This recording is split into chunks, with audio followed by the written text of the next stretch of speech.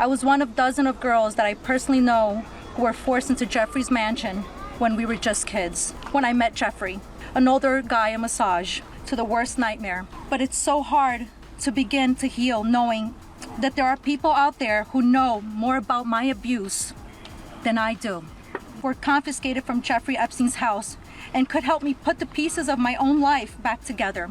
That day changed my life forever. And when I got into the massage room, Jeffrey Epstein, and asked me to do things to him, my eyes welled up with tears, and I have never been more scared in my life. I did not want to be sexually abused. And I'm here before you today as a survivor of decades of pain, the trauma, and betrayal at the hands of Ghislaine Maxwell and Jeffrey Epstein. Welcome to Star Files News. Today, diving into one of the darkest scandals in modern history, the Jeffrey Epstein case. The steps of the U.S. Capitol, a place where laws are made, where justice is supposed to live. But on one cold January morning in 2026, justice wasn't sitting inside those marble halls. It was standing outside, in the voices of women who had been silenced for decades. Women who were just 14, 15, 16 years old when their lives were stolen. Subscribe to Star Files News to uncover the truth behind the world's biggest scandals and help us reach 10,000 subscribers. This isn't just about Jeffrey Epstein. This is about a system that protected him. A web of power that spread from private islands to the Oval Office. And the survivors? They're done waiting. So here's the question. Who knew? And why are the files still hidden? Because what you're about to hear will shake you. Her name is Marina Lacerda. For 23 years, she carried a secret that nearly destroyed her. At 14 years old, she was told she could make $300 giving an older man a massage. A dream job for a girl working 3 jobs to support her immigrant family. But that dream turned into a nightmare that lasted 3 years. Jeffrey Epstein's assistant, Leslie Groff, would call her every day, telling her she needed to be at the house. Marina dropped out of high school before 9th grade. From 14 to 17, she worked for Epstein instead of getting an education. And when he was done with her, he told her she was too old. She was 17. But Marina wasn't alone. Haley Robson was 16, a high school athlete with dreams of college, when a classmate asked if she wanted to give an old rich guy a massage. When she arrived, Epstein undressed. He demanded she do things to him. Her eyes filled with tears. He paid her $200, then gave her an ultimatum. Either you come here when I call, or you bring me your friends. She brought him other girls. Not because she wanted to, because she was terrified. And when one girl's stepmother finally called the police didn't arrest Epstein. They treated Haley like a criminal. Her name was leaked to the press as a co-conspirator of her own abuser. She still receives death threats today. Hit that subscribe button right now because this story gets even darker and you need to see how deep this goes. But that was just the start. Chauntae Davies was one of many young women trapped in Epstein's orbit. She was even taken on a trip to Africa with former President Bill Clinton and other notable figures. In those moments, she realized how powerless she was. If I spoke out, who would believe me? She said. Epstein surrounded himself with the most powerful leaders of our country and the world. He bragged about his connections, including his friendship with Donald Trump. It was his biggest brag, Davies revealed. And here's the twist. Epstein didn't just abuse these girls. He built a system around it. Lisa Phillips, a former model, was recruited at age 21. She was flown to Epstein's private island after being told it was a mentorship opportunity. She saw Prince Andrew there at the pool with young girls. That night, she was told Epstein was ready for his massage. She froze. She didn't know what to do. And when it was over, Epstein's secretaries called her every day, trying to lure her back. Because what happened next changed everything. On January 25, 2026, over 20 Epstein survivors gathered outside the U.S. Capitol. For the first time, many of them spoke publicly. They didn't come to beg. They came to demand. Release the files. Because buried in government archives are documents that could answer the questions survivors have been asking for decades. Who enabled him? Who protected him? And why was he allowed to operate for so long? In November 2025, the House Oversight Committee released 33,000 pages of documents.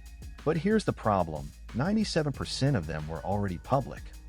No client list, no new transparency, no justice.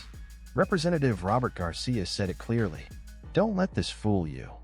There's no mention of any client list or anything that improves transparency or justice for victims. Marina Lacerda stood at that press conference and said something that should haunt every American. The government has documents with my name on them. Documents that could help me remember. Documents that could help me heal. And they're hiding them. If you're still watching, subscribe now, because we're about to reveal who's blocking the truth. Lauren Hirsch, director of World Without Exploitation, helped organize the survivors. She said it was a historic moment, not just because they spoke, but because they found each other. Survivors who had never met before stood together. Some who had been silent for decades finally said, "Me too." But courage is contagious. And the survivors?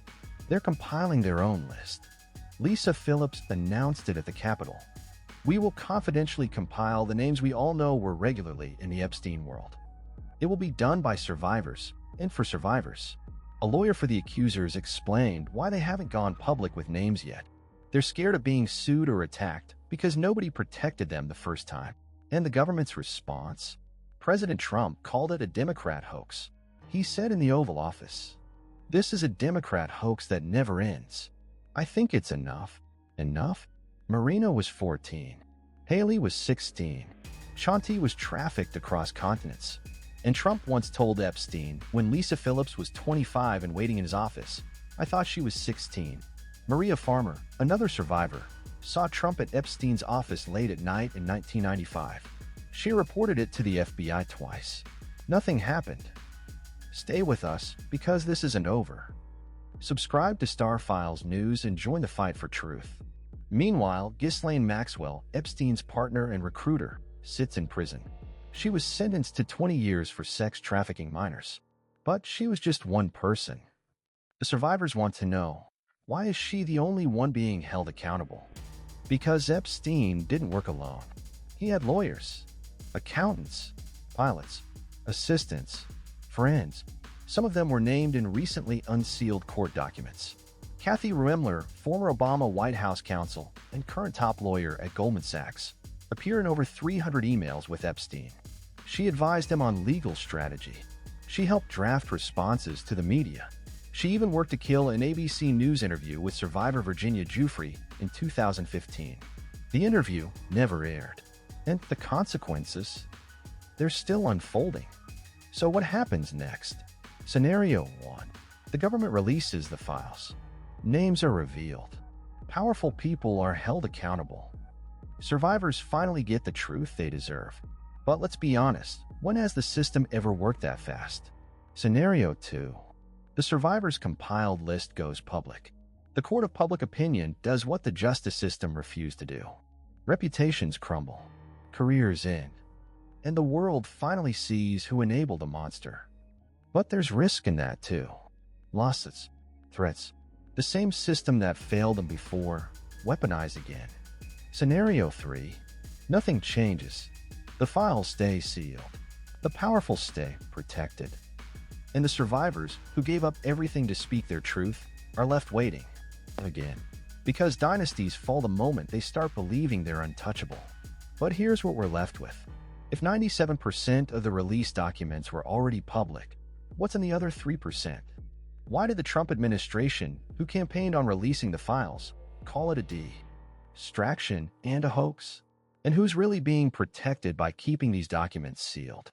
Is the real story still unfolding behind closed doors? One thing's certain. The next chapter won't just be about Epstein. It'll be about power. It'll be about justice. And it'll be about whether survivors finally get to heal. If you made it this far, you already know this isn't just another scandal.